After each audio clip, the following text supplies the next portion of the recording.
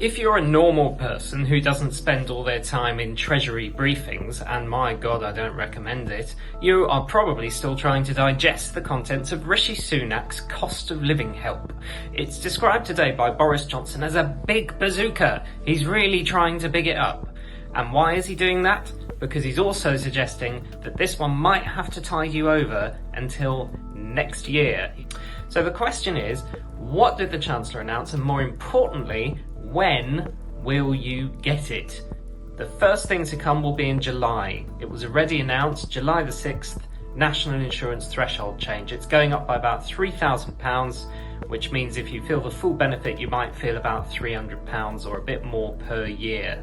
The only problem with that is two things. Firstly, national insurance was already raised by the Chancellor in April, the tax itself. So actually the benefit you get from that threshold change, a lot of it could be wiped out by the tax rise. Second thing is, if you're on universal credit and you're working, you have what's called a taper rate, which means that for each pound you earn from work, you lose 55p of your benefits. That's been cut down. You lose a lot more. You used to lose 65p of your benefits. But there we are. So even if you gain £27 from the threshold change, £15 of that will be cancelled out by the way universal credit works.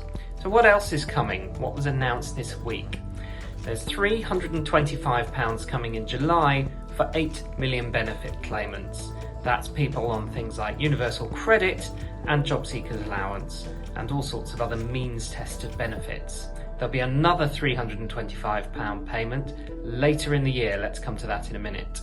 But not in July will be the payment if you're on tax credits. So tax credit claimants do get this 2 lots of £325, but for them the first payment will only come in late summer or early autumn. And that is because HMRC is administering the payment, not DWP, and it takes more time. By September, there'll be £150 for 6 million or so claimants of disability benefits. That includes things like ESA and PIP. That will just be a one-off. Also in the autumn, then comes the second £325 payment for benefit claimants, followed by, in October, the one payment in all this that comes for everyone, which is £400 off your energy bills. It was going to be £200 off in October, but that has been cancelled because that was going to be a repayable loan.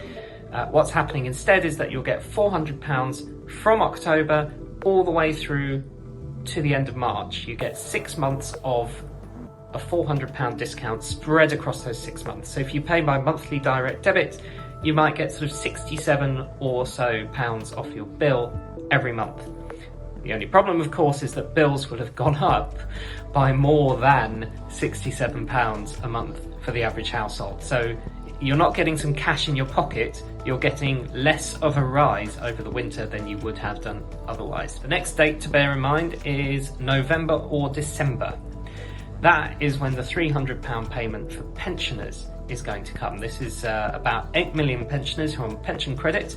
They will essentially get an extra winter fuel payment. And sometime before Christmas will come that second £325 payment for people who are on tax credits. After that, it starts to look very uncertain.